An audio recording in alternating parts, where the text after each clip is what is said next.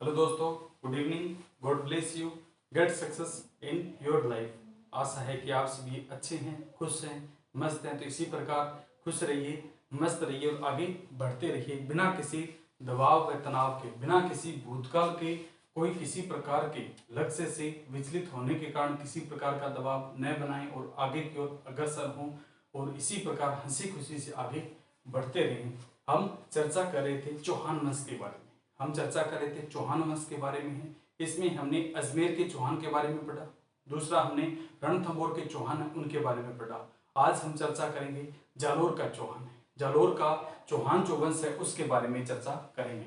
तो सर्वप्रथम जालोर जो नाम है, ये क्या वास्तविक इसका नाम जालोर था या प्राचीन समय में इसे अन्य नाम से भी पुकारा जाता था? तो जालोर की अगर हम बात करते हैं तो प्राचीन समय में जालोर को जबालीपुर के नाम से जाना जाता था। कहा जाता है कि यहाँ पर एक विशिष्ट ऋषि हुए थे जिनका नाम जवाली था, उन्हीं के नाम पर इसका नाम क्या पड़ा, जवालीपुर पड़ा था।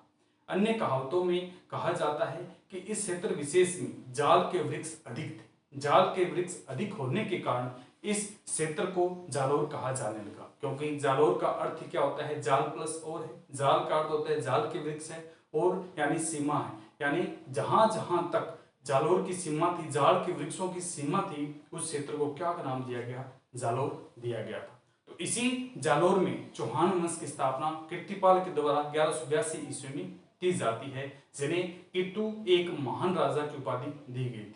मुहूर्त नैणसी के द्वारा इन्हें क्या कहा जाता है, कीटू एक महान राजा है। क्या इस जालोर क्षेत्र में अजमेरों ने जो चौहान शासक थे उनके द्वारा ही सर्वप्रथम जो अधिपत्य स्थापित किया गया था, यानी शासन किया था, या इनसे पहले और भी यहाँ पर कुछ शासन के लिए आया था? तो इनसे पहले की अगर बात करते हैं तो पर्तियार वंश के द्वारा इस कन्नौज पर क्या शासन किया गया था। पर्तियार वंश के साथ जो शासक थे वो जालोर पर क्या शासन करते हैं। बाद में ये कन्नौज यूपी चले जाते हैं। पर्तियारों को एक समय तक यहाँ पर शासन करने के बाद यह कन्नौज यूपी का जो क्षेत्र है वहां पर चले जाते हैं, और बाद में अपने कीर्तिपाल के द्वारा इस क्षेत्र विशेष में चौहान वंश की स्थापना है वो की जाती है। तो इसका प्राचीन नाम जबालीपुर था। जालोर, जाल के वृक्ष अधिक होने के कारण जो जहां जिस सीमा तक जालोर के वृक्ष थे, इस सीमा तक इसका नाम क्या रखा गया था, जालोर रखा गया था। तो इसके बारे में हम चर्चा करते हैं। तो कहां की है, जालोर के चौहान है, जालोर के चौहान।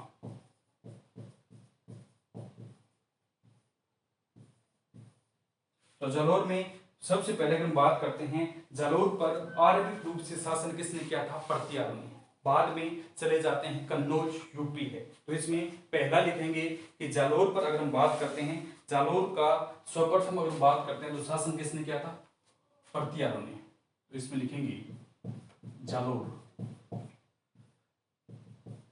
जालोर का प्राचीन नाम, जालोर का प्राचीन नाम जबालीपुर था, जबालीपुर था। इसका नाम यहाँ प्रसिद्ध ऋषि, यहाँ के प्रसिद्ध मुनि या ऋषि मुनि जवाली के नाम पर, जवाली के नाम पर रखा गया। दूसरी कहावतों के अनुसार जालोर का अर्थ क्या है, जाल प्लस और है। जाल प्लस और मतलब चारों तरफ की सीमा है। तो जहां जहां पर जाल के वृक्ष थे, जाल के वृक्षों के द्वारा जहां जहां पर जो सीमा बनाई गई थी उस क्षेत्र को जालोर नाम दिया गया था। इसमें जालोर की अगर हम बात करते हैं, इस क्षेत्र पर जालोर की अगर हम बात करते हैं, इस क्षेत्र पर आरंभ में शासन किसके द्वारा किया गया था, तो जालोर में आरंभ में शासन किया था पर्तियारों ने। जालोर में आरंभ में शासन किया था, आरंभ में शासन किया पर्तिहारों ने। बाद में चले गए थे कन्नौज, बाद में चली गई कन्नौज। कन्नौज वही क्षेत्र है, गंगा और यमुना के बीच का क्षेत्र है, जिसे दोआब कहा जाता है। जहां पर इंद्रायुध शासक हुए थे, चक्रायुध शासक हुए थे, जिस क्षेत्र को लेकर त्रिपक्ष मुकाबला हुआ था, पर्तियार है, परमार है और ध्रुव, इनके मध्य जो राष्ट्रकूट वंश था, इन तीनों के मध्य जो संघर्ष हुआ था, त्रिपक्ष मुकाबला हुआ था, उसी क्षेत्र की बात कर रहे हैं। तो उस क्षेत्र में क्या है, पर्तियार बाद में क्या चले जाते हैं, कन्नौज चले जाते हैं। कहां चले जाते हैं, कन्नौज है, क्योंकि वह उपजाऊ भूमि थी, वहां से जो ये उत्पन्न करना चाहते थे वो कर सकते थे।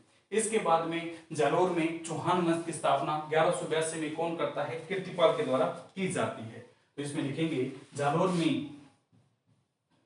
में चौहान वंश की स्थापना, चौहान वंश की स्थापना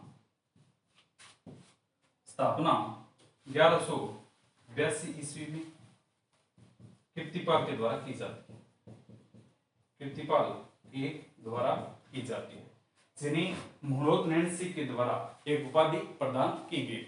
इस कीर्तिपाल की अगर हम बात करते हैं कि तू एक महान राजा है, इसकी कीर्तिपाल की अगर बात करते हैं तो ये कीर्तिपाल किसका पुत्र था, ये नाडोल में जो चौहान वंश था, नाडोल में चौहान वंश था, उसका एक शासक था अल्लण, उसका क्या था, छोटा बेटा।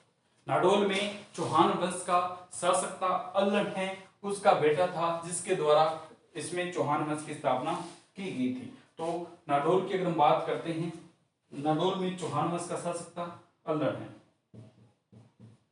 नाडोल के चौहान वंश का शासक है अल्लण, जिसका छोटा बेटा था, सबसे छोटा बेटा था कीर्तिपाल है, उसने चौहान वंश की स्थापना जालोर में की थी।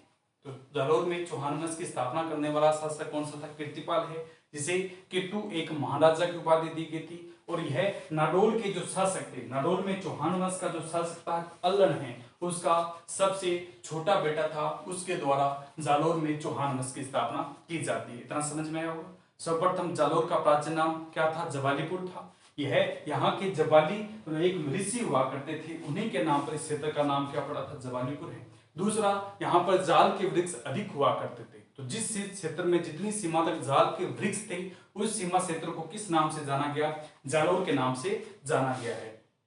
और इसकी अगर बात करते हैं, यहाँ पर आरंभ में शासन क्या था, पर्तियारों ने, बाद में चले जाते हैं कन्नौज यूपी में है। और यहाँ पर चौहान वंश की स्थापना 1182 में कीर्तिपाल के द्वारा की जाती है, जिन्हें मुहूर्त नैन्सी ने एक उपाधि प्रदान की है कि तू एक महान राजा है। और ये नाडोल के जो चौहान वंश के शासक है अल्लण है, उसका सबसे छोटा बेटा था। ये प्रश्न कई बार आया है कि कीर्तिपाल जो महान शासक हुए थे, ये किस शासन संबंध के पुत्र थे। तो इसकी अगर बात करते हैं, नाडोल के चौहान वंश का शासक था अल्लण है, उसका सबसे छोटा बेटा था, जिसका नाम क्या है, कीर्तिपाल है, जिसका नाम क्या था, कीर्तिपाल है। अब हम आगे चर्चा करेंगे कीर्तिपाल है, कीर्तिपाल के बारे में क्या है आगे पढ़ेंगे। तो कीर्तिपाल जो है, इन्हें सर्वप्रथम क्या नाम दिया गया था कि तू एक महान राजा है। इस कीर्तिपाल को एक उपाधि दी गई थी, जिसका नाम क्या है, कि तू एक महान राजा, कि तू एक महान राजा है। यह उपाधि मुहूर्त, ये उपाधि किसके द्वारा दी गई थी, मुहूर्त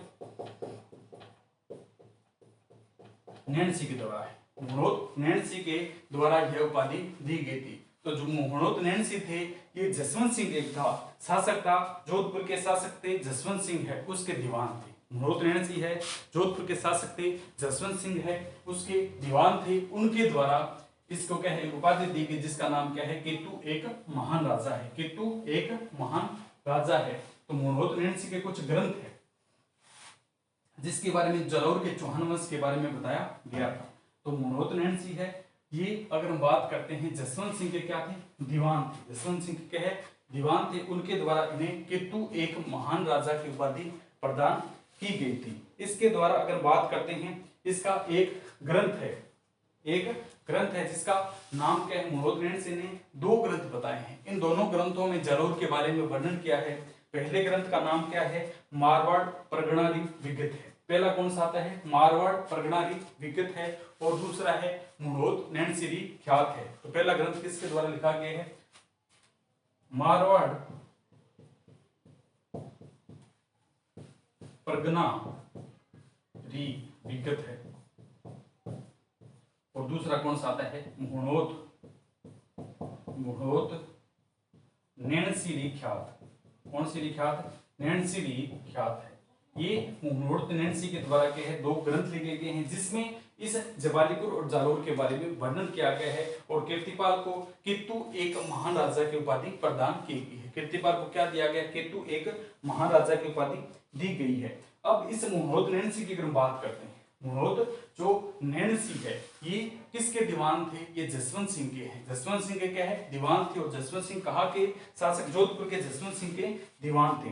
अगर बात करते हैं कि मुहूर्त नैनसी को, मुहूर्त नैनसी है इसे अबुल फजल कहा गया है। मुहूर्त जो नैनसी है इन्हें अबुल फजल कहा गया है। और अबुल फजल इन्हें किनके द्वारा कहा गया है? तो जयपुर के मुंशी देवी प्रसाद ने, जयपुर के मुंशी देवी प्रसाद ने इन्हें अबुल फजल कहा है। अबुल फजल कहा है। यानी मुहूर्त नैनसी को जयपुर के एक मुंशी देवी प्रसाद है उनके द्वारा अबुल फजल कहा गया है। इनके द्वारा क्या कहा गया है? अबुल फजल की उपाधि दी गई है। इन्हें मुहूर्त नैनसी को दी गई है। इसके बाद में जालोर के अगले शासक आते हैं कानड़देव। जालोर के अगले शासक आते हैं जिनका नाम क्या है? कानड़देव है। इसके जो शासन सत्ता थी इन्होंने 1305 में ये जालोर के शासक बनते हैं। 1305 में जालोर का शासक आता है कानड़देव। जालोर के शासक कौन आई थी? कानड़देव है। इस जालोर में थोड़ी सी चीजें, ज्यादा कोई विशेष चीजें है नहीं। तो जालोर में अगले शासक कौन आ जाते हैं? कानड़देव।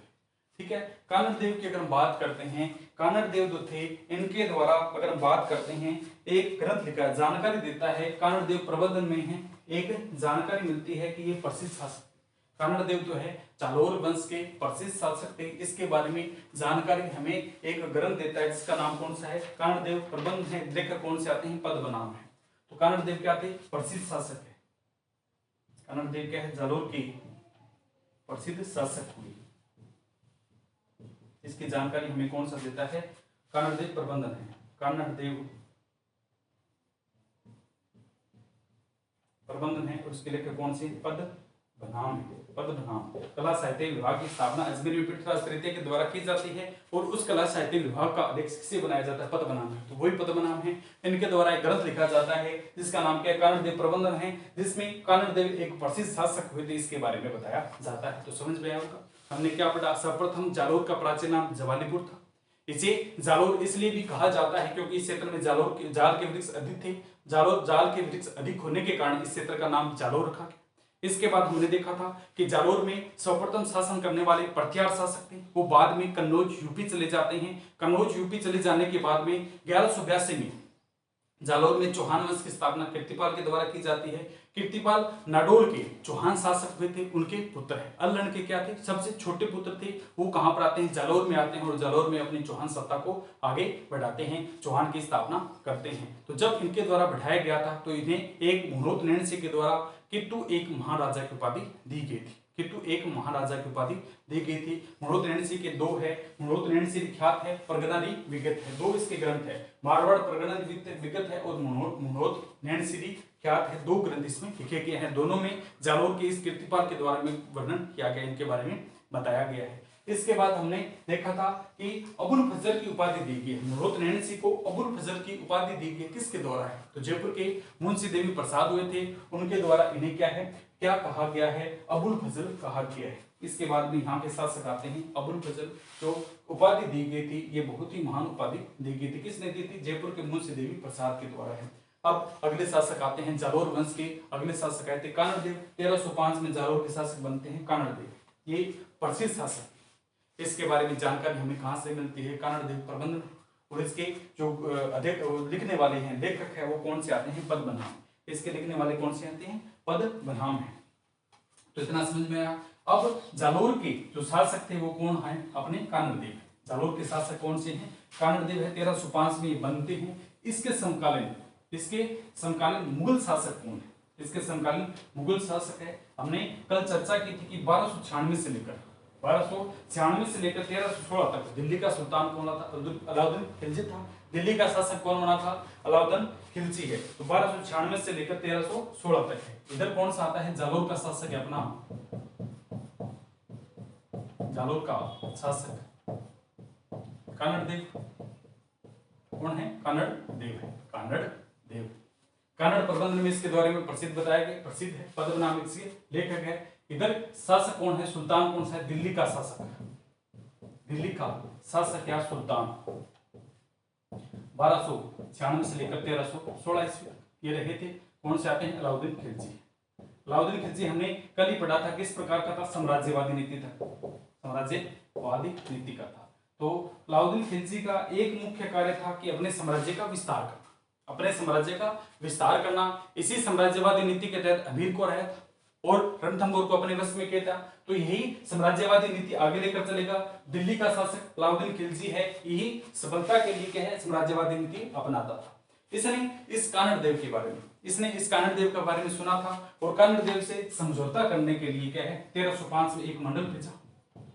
1305 में कानड़ देव को समझौते के लिए क्या, मनाने के लिए क्या मंडल भेजता है और कहता है कि तुम मेरे साथ समझौता कर लो, तुम मेरे साथ क्या है? समझौता कर लो। तो कब किया गया? 1305 में है। इसने कहा था कि समझौता कर लो। पहले तो क्या है? ये नहीं मानता है, पहले तो ये नहीं मानता है। कानड़ देव था, इसने क्या है? मना किया था। कानड़ देव कहे नहीं, हम समझौता नहीं करेंगे, हम समझौता नहीं करने के लिए। तो इसलिए क्या है? सन उल मुल्क उस्तानी को, इसका एक सेनापति था, उसको क्या आक्रमण के लिए भेजा था। इसको क्या है? आक्रमण के लिए भेजता है। 1305 में ही एक इसका सेनापति है, आक्रमण के लिए भेजा था। सन उल मुल्तानी है, ठीक है, सन उल मुल्तानी भी कहा जाता है। तो इसका सेनापति था, अलाउद्दीन खिलजी का एक सेनापति था। 1305 में ये पहले तो समझौते के लिए कहता है, लेकिन ये जब मना कर देता है तो इन्होंने आक्रमण के लिए सेनापति भेजा था। सन उल मुल्क मुल्तानी है, ठीक है, सन उल मुल्तानी, या सीधे इसमें क्या मुल्क भी कहा जाता है। तो सन उल मुल्क मुल्तानी को समझौते के लिए पहले तो क्या है? ये भेजता है इसको, लेकिन बाद में ये मना कर देता है। तो क्या आक्रमण के लिए भेजता है। अलाउद्दीन खिलजी क्या है? इसे आक्रमण के लिए क्या है? भेज देता है, आक्रमण के लिए भेज देता। 1305 में है, लेकिन ये देखता है कि आक्रमण करेंगे तो अलाउद्दीन खिलजी क्या है? हमारे ऊपर क्या है? अपना आधिपत्य स्थापित कर ले। तो इससे अच्छा है क्यों ना समझौता कर ले, क्यों ना समझौता कर लिया जाए। तो फिर ये क्या है? 1305 में समझौता ही कर लेता है। समझौता कीर्तिपाल के द्वारा ऐसा नहीं किया गया था, लेकिन जैसे ही कानड़ देव शासक बनता है 1305 में, दिल्ली का शासक था, ये तो आंखें भिगोएगा था कहां पर कौन सा शासक परिवर्तन हो रहा है और उसको क्या है? हम अपने तरफ आकर्षित करें। तो ये कौन सा था? ये अपना सन अलाउद्दीन खिलजी है। इसने समझौते के लिए क्या है? सन उल मुल्क मुल्तानी या सनक उल मुल्तानी को भेजा था, इसने मना कर दिया, फिर आक्रमण के लिए इसे भेजता है। तो बाद में मान जाता है कि ठीक है, हम आपके साथ समझौता करते हैं, हम आपके साथ समझौता करते हैं। तो कानड़ देव इनके साथ समझौता कर लेता है। अब कानड़ देव का पुत्र था विरमदेव, विरमदेव कानड़ देव का पुत्र था, विरमदेव है। इसकी नियुक्ति ये क्या कहता है कि हम अलाउद्दीन खिलजी है आपके दरबार में अपने पुत्र की नियुक्ति करता हूं। तो विरमदेव को इसने अलाउद्दीन खिलजी के दरबार में क्या है? अलाउद्दीन खिलजी के दरबार में नियुक्त कर दिया था। जालोर का शासक कानड़ देव था, इसने अपने पुत्र विरमदेव की नियुक्ति अलाउद्दीन खिलजी के दरबार में कर दी। अलाउद्दीन खिलजी के दरबार में नियुक्त कर दिया था। किसे नियुक्त किया था? विरमदेव। विरमदेव को इसने क्या है? नियुक्त कर दिया। अब अलाउद्दीन खिलजी था, उसकी एक पुत्री है फिरोजा। अलाउद्दीन खिलजी की पुत्री थी, जिसका नाम क्या था? फिरोजा था। इसके साथ क्या है? इनका प्रेम संबंध हो जाता है। तो अलाउद्दीन खिलजी की पुत्री थी, कौन सी है? फिरोजा। फिरोजा के साथ इस विरमदेव का प्रेम संबंध स्थापित हो जाता है। दोनों हम उम्र के थे, दोनों में क्या प्रेम संबंध स्थापित हो जाता है। अलाउद्दीन खिलजी को इस बात का पता चल जाता है। अलाउद्दीन खिलजी को इस बात का पता चल गया था, तो यह विरमदेव था, बचने के लिए रातों रात भाग गया था। रातों रात भाग जाता है, रातों रात भाग गया। क्यों? मार देगा नहीं तो इसी क्या है? बचकर रातों रात किसी प्रकार भाग जाता है। वहां पर रणथंभौर में पड़ा था, तो मोहम्मद शाह भाग जाता है रातों रात, उसको भी पता चल जाता है, तो मोहम्मद शाह भाग जाता है। तो इधर कौन सा था? ये रातों रात भाग जाता है और भागकर कहां पहुंचा? जालोर। भागकर कहां पहुंचता है? जालोर में पहुंचता है। भाग करके है ये जो विरमदेव था ये जालौर पहुंचता है। कहां पर था? अलाउद्दीन खिलजी के दरबार में नियुक्त किया था इसके बाप ने, तो वहां पर रहता था, लेकिन ये इसको पता चल गया था, तो ये क्या भाग जाता है। तो अब ये जो था अलाउद्दीन खिलजी था, इस गुस्सा अलाउद्दीन खिलजी था, इस बात को सहन थोड़ी करेगा कि उसकी पुत्री को वह भगाने की कोशिश करा, तो इस प्रकार वह सहन नहीं करेगा। तो इसने अलाउद्दीन खिलजी ने जालौर पर आक्रमण करने की योजना बनाई। जालौर का जो किला है उस पर आक्रमण करने के लिए योजना बनाई। तो जालौर के किले पर सीधा तो आक्रमण कर नहीं सकता। इसके बीच में आता है एक सिवाना का दुर्ग है, सिवाना का दुर्ग जो कहां? बाड़मेर। सिवाना का दुर्ग, जिसे अगर हम बात करते हैं, सिवाना का जो दुर्ग है उसके ऊपर 1308 में इसके द्वारा आक्रमण किया गया था। अलाउद्दीन खिलजी ने कमालुद्दीन गुरुंग के नेतृत्व में 1308 में आक्रमण किया था। सिवाना दुर्ग है, समझ में आ रहा होगा कहानी कि सिवाना के दुर्ग पर आक्रमण क्यों? सीधा डायरेक्ट तो जालौर पहुंच नहीं सकता, बीच में आता है सिवाना का दुर्ग है। इसे जालौर दुर्ग की चाबी कहा जाता है, जालौर दुर्ग की कुंजी के नाम से जाना जाता है। तो इसके सेनापति थे, सिवाना के दुर्ग में 1308 में आक्रमण किया। इसका सेनापति कौन सा था? कमलादुन गुरुंग। कौन सा था? कमलादुन गुरुंग के नेतृत्व में इसने क्या है? आक्रमण किया था। तो इसमें देखेंगे आगे, तो जो इसके दरबार में कानड़ देव के द्वारा अपने पुत्र विरमदेव की नियुक्ति की थी, इस विरमदेव ने इसकी पुत्री अलाउद्दीन खिलजी की पुत्री फिरोजा के साथ प्रेम संबंध स्थापित किया। अलाउद्दीन खिलजी को पता चल जाता है, तो फिर ये विरमदेव भाग जाता है और भागकर कहां पहुंचता है? जालौर में। तो ये छोड़ने वाला थोड़ी ना था, जालौर में इसके पीछे पीछे साइड। तो इसने 1308 में सिवाना दुर्ग, सिवाना दुर्ग कहां पर है? बाड़मेर। सिवाना दुर्ग में, सिवाना दुर्ग पर कमालुद्दीन गुरुंग के नेतृत्व में सेनापति था, कमालुद्दीन गुरुंग के नेतृत्व में 1308 में इस सिवाना दुर्ग पर क्या है? आक्रमण किया था। इस सिवाना दुर्ग पर क्या है? ये आक्रमण कर देता है। किसके नेतृत्व में है? ये कमालुद्दीन दुर्ग में है। तो ये सिवाना दुर्ग अपना कहां पर आता है? सिवाना दुर्ग की अगर हम बात करते हैं तो ये सिवाना दुर्ग कहां है? बाड़मेर में। सिवाना दुर्ग पहला तो कहां है? बाड़मेर में। इसे जालौर दुर्ग की कुंजी कहा जाता है। क्यों? जब भी हमें जालौर पहुंचना होगा तो इसके एंट्री के बाद में पहुंचेंगे, तो इसे जालौर दुर्ग की कुंजी के नाम से जाना जाता है और इसे मारवाड़ के राजाओं की शरण स्थली कहा जाता है। तो पहला क्या है? बाड़मेर में स्थित है। इसे मारवाड़ के राजाओं की शरण स्थली, कौन सी स्थली? शरण स्थली कहा जाता है। और इसे जालौर दुर्ग की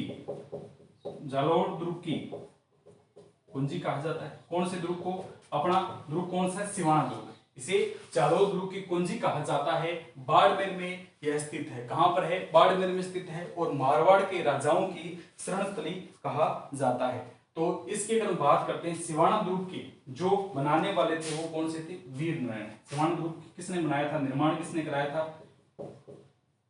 वीर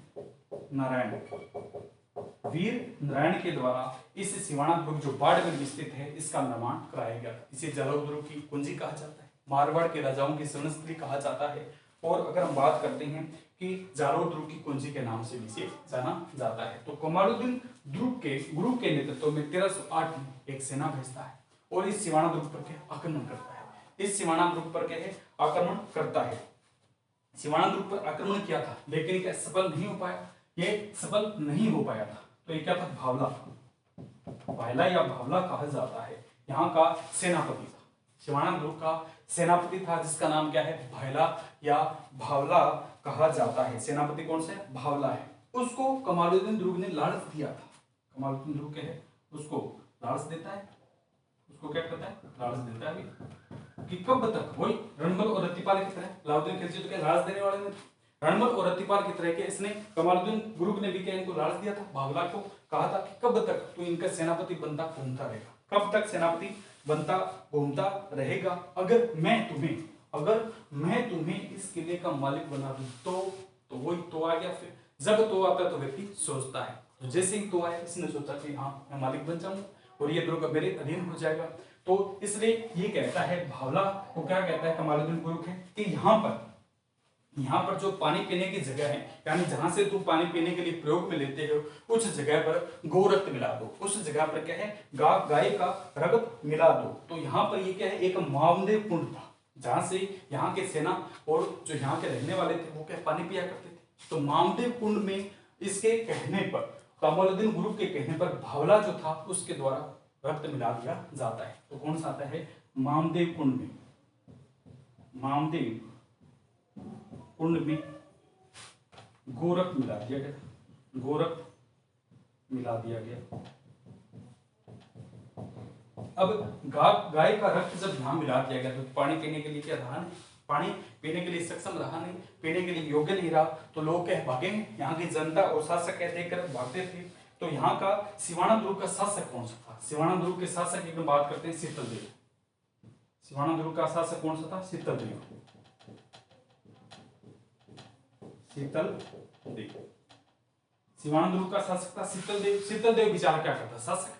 सिवाना दुर्ग का शासक किसको सौंपा हुआ था, शीतल देव को है। तो शीतल देव ने, चौहान जो था उसने मजबूरी में क्या दरवाजे खोल दिए थे। तो शासक कौन सा था, शीतल देव चौहान। चौहान शाखा के बारे में पढ़ते हैं तो चौहान होंगे, चौहान है। इसने मजबूरी में दरवाजे खोल दिए। क्यों, कब तक प्यासे मरते, कब तक ये लोग प्यासे मरते, क्योंकि जहां पानी पीने का स्थान था इनका, जो मामदेव कुंड था, वहां पर तो गोरख मिला दिया गया था। तो अभी पानी कहां से पिएंगे, ये पानी अब क्या है, कहां से पिएंगे। तो ये क्या शासक था, शीतलदेव चौहान है, उसने मजबूरी में दरवाजे खोल दिए और क्या है, लड़ता हुआ मारा गया। दरवाजे खोले तो सेना आई, अलाउद्दीन खिलजी की सेना क्या प्रवेश करेगी। तो जैसे ही खोले तो क्या सेना आई और ये क्या है, लड़ता हुआ मारा गया। शीतलदेव चौहान क्या लड़ता हुआ मारा गया, लड़ता हुआ मारा गया। अब यह लड़ता हुआ मारा गया तो इनकी रानियां जो थी, क्या वो ऐसे ही बैठेगी या जोर करेगी। तो रानियां क्या है, या तो जल को या अग्नि को समर्पित होगी, अपनी मृत्यु यानी अपने प्राण त्याग देगी। तो इनकी जो रानी थी, इसकी रानी थी मैनादे है, उसकी रानी थी मैनादे। मैनादे के द्वारा अन्य रानियों के सहयोग से मैनादे ने जोहर किया, अन्य रानियों के साथ मिलकर मैनादे की उनके द्वारा जोहर किया गया। तो समझ में आया कि जब विरमदेव के द्वारा अलाउद्दीन खिलजी के दरबार में नियुक्त किया गया था, कानड़ देव के द्वारा इनका पुत्र था विरमदेव, तो वो कार्य कर रहा था, उसके दरबार में रहता, वही खाता वही रहता, और किसी कारण से फिरोजा के साथ उसका प्रेम संबंध स्थापित हो जाता है। जब प्रेम संबंध स्थापित हो जाता है और अलाउद्दीन खिलजी को इस बारे में पता चल जाता है, तो अलाउद्दीन खिलजी वैसे थोड़ी बैठे, जब पता चलता है किसी बाप को किसी बेटी के बारे में, तो वह क्या शांत थोड़ी बैठे, वो कहीं ना कहीं उसको जहां मिल जाए मारे, उसको क्या है जान से मार देगा। तो इस प्रकार जब इसको पता चला, अलाउद्दीन खिलजी को पता चला कि मेरी बेटे के साथ फिरोजा थी, बेटे का नाम फिरोजा था, फिरोजा के साथ क्या इस प्रकार विरमदेव है, तो विरमदेव प्रेम संबंध स्थापित करे, उसको भगाने की कोशिश करे। जिससे ही पता चला तो वो क्या है जाता है, और विरमदेव को इससे पता चल गया था, विरमदेव को पता चल गया तेरे को मारेंगे, तो विरमदेव भाग जाता है और भागकर कहां पहुंचता है, जालोर दुर्ग पे। जालोर दुर्ग में पहुंच जाता है। तो बाप था, बाप शांत थोड़ी बैठे, बाप शांत थोड़ी बैठा, किसी प्रकार कोई भी हो तो शांत थोड़ी बैठते हैं। तो अलाउद्दीन खिलजी ने क्या सेना भेजी, सेना का नेतृत्व करने वाला व्यक्ति कौन सा था, कमालुद्दीन गुरुक है, उसको सेनापति के रूप में भेजा और कहा जहां भी तुम्हें मिले उसको ढूंढ कर लाओ, जहां भी तुम्हें मिले उसको ढूंढ कर लाओ और हम जालोर दुर्ग पर आक्रमण करेंगे। क्यों, इन्हीं का था कानड़ देव और उनके बेटे विरमदेव, इन्हीं का था जालोर दुर्ग है, यहाँ के शासक थे, तो क्या आक्रमण करेंगे, हम उसको क्या तोड़ देंगे। तो बाद में जब कमालुद्दीन दुर्ग के नेतृत्व में सिवाना, बीच में क्या सिवाना दुर्ग पड़ता है, इसलिए सिवाना दुर्ग को हमें पढ़ना पड़ता है। तो 1308 में सिवाना दुर्ग पर ये आक्रमण करते हैं। सिवाना दुर्ग का निर्माण की अगर हम बात करते हैं तो वीर नारायण के द्वारा करवाया गया था। यह सिवाना दुर्ग बाड़मेर में स्थित है। इसे मारवाड़ के शासकों की शरण स्थली कहा जाता है, शासक आते हैं तो शरण लेते हैं बीच में। और इसके बाद अगर हम बात करते हैं, जालोर दुर्ग की कुंजी कहा जाता है, यानी हमें जालोर में एंट्री करनी है तो सिवाना को पहले पार करना ही पड़ेगा। इसके बाद में ये जो यहाँ का भावला शासक था, इन्होंने दुर्ग को घेरे लेकिन एंट्री नहीं कर पाए, तो यहाँ के भावला शासक था, उसको लालच दिया इसने कमालुद्दीन गुरुक ने और कहा कि तुम जहां पर पानी पीने की जगह है उसमें क्या है गोरख मिला दो, जिससे क्या है पानी पीने के लिए मिलेगा नहीं और जनता बाहर आएगी। तो इसने क्या है वहां पर गोरख मिला दिया था। कौन सा था, मामदेव कुंड है, मामदेव कुंड जालोर दुर्ग के अंदर है, उसमें जो मिला दिया था गोरख है, तो ये जनता बाहर आती है। यहाँ का शासक होता है अपना शीतलदेव चौहान। तो शीतलदेव चौहान मजबूरी में क्या करता बेचारा, गेट के दरवाजे खोल दिए, जनता वैसे ही मर रही थी तो क्यों ना हम लड़कर मरी, इससे मरने से क्या फायदा, तो जनता मर रही थी तो इन्होंने गेट खोल दिए। शीतलदेव चौहान के द्वारा मजबूरी में दरवाजे खोले थे और बाहर आई थी, तो बाहर के शासक पहले स्वयं लड़ता है तो लड़ता हुआ मारा गया। इनकी रानी थी मैणादेवी, मैणादेवी के द्वारा जोहर किया गया, मैणादेवी के द्वारा क्या है अन्य रानियों के साथ क्या है जोहर किया गया। अब क्या है सिवाना पर तो इनके आधिपत्य कर दिया था, सिवाना पर इन्होंने क्या है विजय प्राप्त कर ली थी और सिवाना का नाम क्या रखा था खेराबाद है, क्या नाम रख दिया था खेराबाद। सिवाना पर अधिकार करने के बाद इसका नाम रखा खेराबाद। क्या नाम रखा था खेराबाद। बहुत बार पूछने वाला प्रश्न है कि जो सिवाना दुर्ग पर अलाउद्दीन खिलजी ने अपनी सत्ता काबिज करने के बाद इसका नाम क्या रखा था, तो इन्होंने इसका नाम क्या रखा था खेराबाद रख दिया था। ठीक है, तो सिवाना दुर्ग का खेल खत्म होता है, सिवाना पर इनके आधिपत्य में आ जाते हैं। अब सिवाना पर तो ये आ गए, सिवाना पर तो क्या है इन्होंने क्या है आधिपत्य कर लिया था। अब सिवाना से आगे बढ़ेंगे और आगे कौन सा आता है अपना जालोर दुर्ग, जालोर दुर्ग आता है। तो सिवाना दुर्ग पर आक्रमण करने के बाद और इसको अपने अधीन में लेने के बाद इसका नाम क्या रखते हैं खेराबाद रख देते हैं, और खेराबाद रखने के बाद ये अगली तरफ बढ़ेंगे और अभी कौन सा आता है अपना जालोर दुर्ग है। तो ये कौन सा था कमालुद्दीन गुरुक, कमालुद्दीन गुरुक है। ये आगे बढ़ेगा, सेनापति अलाउद्दीन खिलजी का मुख्य सेनापति था कमालुद्दीन गुरुक है। ये क्या है सिवाना पर तो इसने आधिपत्य कर लिया, अब ये आगे बढ़ेगा, आगे जालोर की तरफ जाएगा। तो कमालुद्दीन ने 1311 में, कमालुद्दीन गुरुक ने 1311 में आक्रमण करता है जालोर पर, 1311 में जालोर पर आक्रमण करता है। 1308 में वहां पर आक्रमण करता है, उसके बाद 1311 में कहां पर करता है कमालुद्दीन गुरुक के द्वारा 1311 में जालोर पर आक्रमण किया गया। तो यहाँ 1311 में जालोर पर आक्रमण,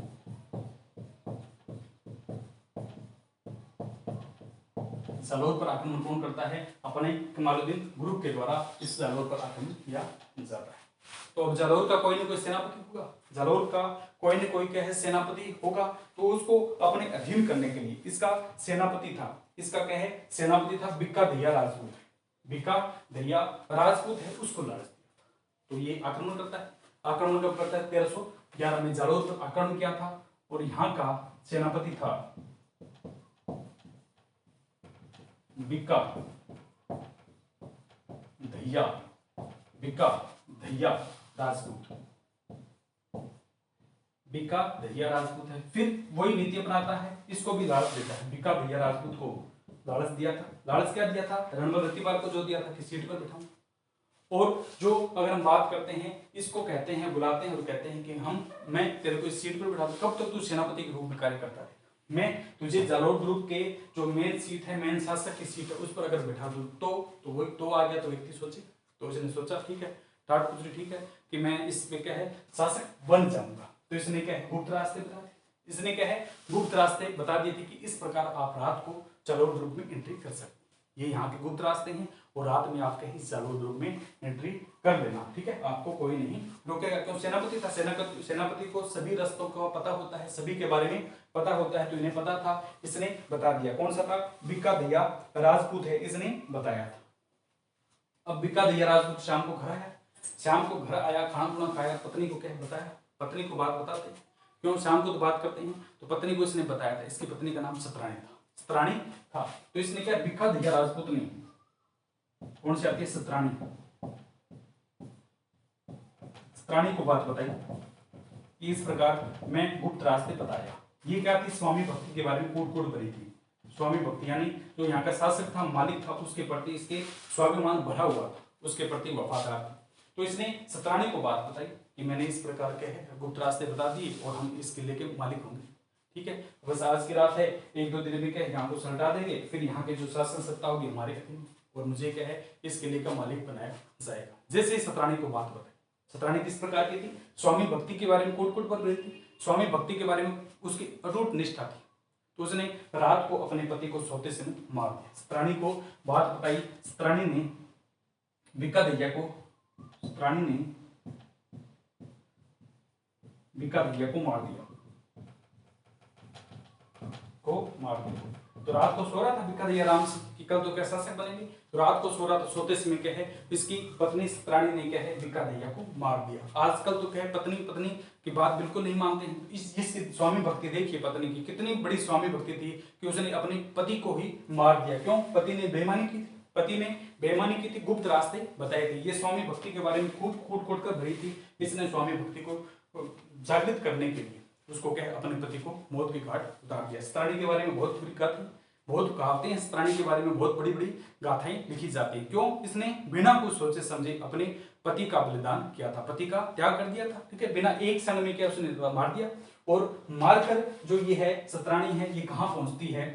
ये कानड़ देव के पास पहुंचती है, मारकर भागती है वहां से और कानड़ देव के पास पहुंचती है।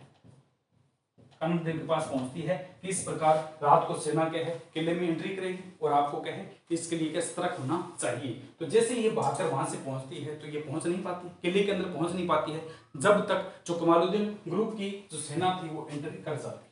इस जालौर दुर्ग में कमालुद्दीन ग्रुप की जो सेना थी वो एंट्री कर जाती है और कानड़ देव लड़ते हुए मारे जाते। कानड़ देव है, इन्होंने क्या लड़ाई की थी, लड़ाई करते हैं। कानड़ देव है, ये लड़ाई करते हैं। यही कमालुद्दीन ग्रुप को कौन मिलता है? विरमदेव। यही कौन मिलता है? कमालुद्दीन ग्रुप को विरमदेव है, जो फिरोजा के लिए क्या वहां से भागा था। तो कानड़ देव क्या है लड़ता हुआ मारा गया था। कानड़ देव क्या लड़ाई करते हैं और मारा जाता है। यही कौन से थे? अपने विरमदेव है, विरमदेव यही मिलते हैं विरमदेव। विरमदेव के कारण ये इतना बड़ा घटना घटित हुई। अगर विरमदेव उसके दरबार में अच्छे तरीके से कार्य करता रहता तो जालौर पर आक्रमण नहीं होता और जालौर अलाउद्दीन खिलजी के आधिपत्य में नहीं होता। ठीक है, तो इस प्रकार अगर हम बात करते हैं विरमदेव, तो विरमदेव ने भी क्या है, क्या किया? पिता मारा गया, कानड़ देव मारा गया था। तो विरमदेव है अपनी कुल देवी है, विरमदेव ने अपनी कुल देवी आशापुरा माता के सामने आत्महत्या कर ली। विरमदेव ने अपनी कुल देवी आशापुरा माता के सामने आत्महत्या कर ली। सामने आत्महत्या कर ली थी। और इनकी पत्नी है जेतल, उनकी पत्नी थी जेतल है, यानी रानी जेतल ने अन्य महिलाओं या अन्य रानियों के साथ मिलकर क्या है जोहर किया। अन्य रानियों के साथ मिलकर क्या है जोहर करते हैं। कौन थी रानी? है इनकी जेतल। जेतल दे या जेतल के नाम से जाना जाता है। जेतल दे ने क्या किया था? जोहर किया था। तो इस प्रकार विरमदेव की गाथा खत्म होती है। अगर विरमदेव अच्छे तरीके से कार्य करता तो किसी प्रकार का जालौर पर आक्रमण नहीं होता, न सिवाना अलाउद्दीन खिलजी के अधीन में होता और न ही क्या जालौर होता। अब जालौर को जो सिवाना दुर्ग था उसका नाम तो इन्होंने क्या रखा था? खैराबाद है। अब जालौर को अपने अधिपत्य में करेंगे तो जालौर का भी नाम बदलेंगे। तो उन्होंने जालौर को अपने अधीन करने के बाद इसका नाम रखा था जलालाबाद है। इसका नाम क्या रखा था? जालौर का नाम क्या रखा था? जलालाबाद। जलालाबाद है। तो जालौर का नाम क्या रखा था? इनके द्वारा जलालाबाद रखा गया था। अलाउद्दीन खिलजी ने अपने अधीन में करने के बाद जालौर का नाम जलालाबाद रखा था और यहाँ पर तोप मस्जिद बनाई थी। जालौर में क्या बनाई थी? तोप मस्जिद बनाई थी। तोप मस्जिद है। उनकी बेटी थी फिरोजा, उनके नाम पर एक तालाब बनाया था जिसका नाम कौन सा था? फिरोजा तालाब है। अपनी पुत्री फिरोजा के नाम पर इसका नाम क्या रखा था? फिरोजा तालाब है। और यहीं पर एक इनके द्वारा मस्जिद बनाई गई थी जिसका नाम क्या है? फिरोजा मस्जिद। तो ये कौन सा? जलालाबाद है। तो वो मस्जिद बनाई थी और क्या बनाई थी? फिरोजा मस्जिद। फिरोजा मस्जिद, तो मस्जिद बनाई थी फिरोजा मस्जिद यहाँ के द्वारा बनाई गई। ये कौन सा आता है? जालौर का चौहान वंश का इतिहास है। विरमदेव ने जैसे आत्महत्या कर ली, चौहान का जो जालौर का चौहान है वो समाप्त हो जाता है। अब जालौर में कहा जाता है कि एक शाखा हुआ। जालौर में क्या है? शाखा हुआ था। वो शाखा कब हुआ था? तो जालौर में शाखा की अगर हम बात करते हैं 1311 में। जालौर का शाखा कब हुआ था? शाखा 1311 में। शाखा हुई है। केसरिया और बाना दोनों धारण करते हैं। केसरिया की जाता है जब जो शासक होते हैं उनके द्वारा सिर पर केसरिया साफा धारण कर युद्ध के लिए ललकारते हैं शत्रु को और जाते हैं। युद्ध के दौरान उनकी जब मृत्यु हो जाती है तो उसे केसरिया कहा जाता है। महिलाओं के द्वारा जल या अग्नि को समर्पित किया जाता है। महिलाएं जो रानियां जो होती है एकत्रित होकर सारी जल या अग्नि को समर्पित कर देती है और मृत्यु को प्राप्त करती है तो इसे क्या कहा जाता है? जोहर है। जब दोनों घटनाएं होती है तो इसे क्या कहा जाता है? शाखा के नाम से जाना जाता है। तो जालौर का प्रथम शाखा कौन सा था? यही था, इसी को लेकर हुआ था। तो ये क्या था? जालौर का इतिहास है। तो जालौर में सर्वप्रथम बात करते हैं क्या क्या पढ़ा हमने? सर्वप्रथम जालौर का प्राचीन नाम जवालीपुर था। ये जबाली ऋषि के नाम पर पड़ा। जालौर को जालौर क्यों कहा जाता है? इसके तरफ चारों तरफ जाल ही जाल के वृक्ष है, इसलिए इस सीमा क्षेत्र को जालौर कहा गया।